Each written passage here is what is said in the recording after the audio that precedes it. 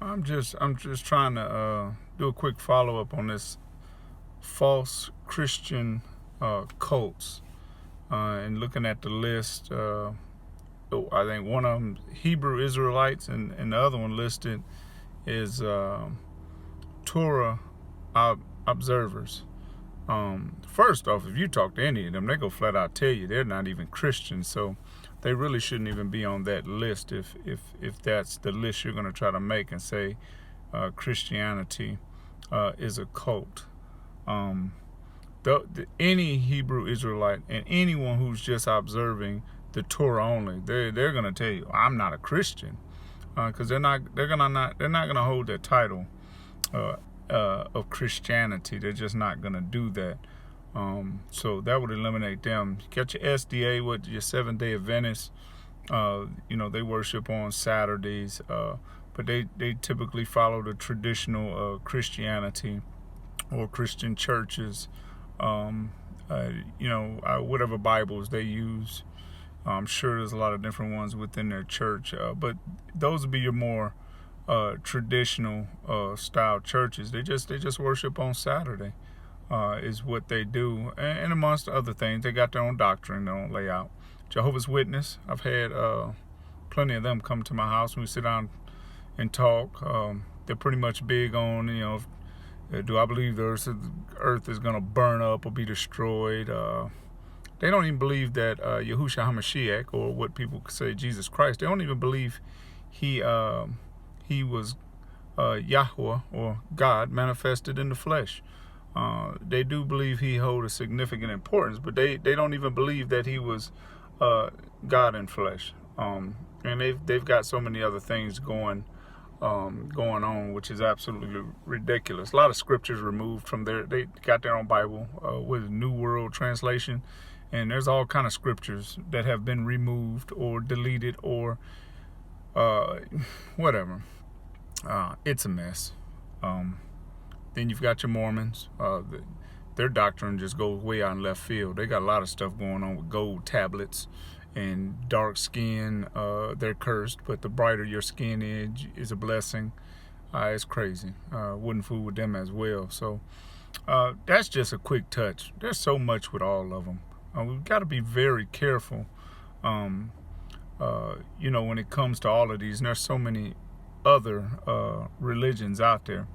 But as far as that list, I wouldn't go as far as saying Christianity is a cult. I would say it's fair to say this. We'll use Jehovah's Witness as examples. I do believe that there are a lot of people who go to Jehovah's Witness churches, and they're really trying to find what you would call Jesus, or Yahushua HaMashiach, or Jesus, or whatever language you want to call it out in. But they're just being blinded by some of the doctrines and some of the teachings. The same with the Mormons. And I've spoke with a lot of really deep Hebrew Israelite people, and a lot of them swing in the left field, extremely heavy. They swing their bats hard at white people. They call them heathens continuously, and in Scripture it does speak of heathens. It doesn't necessarily say they're white, because I've seen some very black people, and they were heathens. I've seen some white ones and they were heathens. As a matter of fact, there was a time in my life I carried a lot of attributes as a heathen. So we got to be careful with that as well. But then you're swinging hard to the right when you're dealing with your Catholics. They got so much idolatry going on. They worship Mary, pray to her. It's ridiculous. They swinging hard to the right. Your deep Hebrew Israelite brothers and sisters swinging hard to the left. Torah observers are extremely deep, and a lot of them don't even want to have nothing to do with the New Testament scriptures or Yahushua HaMashiach, anything. They stay in the Torah, but to find true balance, you're going to have to get everything you possibly can when it comes to scripture, as far back in history as possible, being filled with the Ruach HaKodesh to reveal truth. So when you're studying and when you're dealing with people, You have to have truth. And without the Ruach Emeth, the spirit of truth, it's extremely difficult to find out where that fine line is. And this is why the pathway to heaven is going to be extremely difficult for many people. They're all over the place. They're on the expressway to hell. And it's because a lot of them they're not getting off on the exits and pulling out their road map, trying to figure out where they're going. They're just going.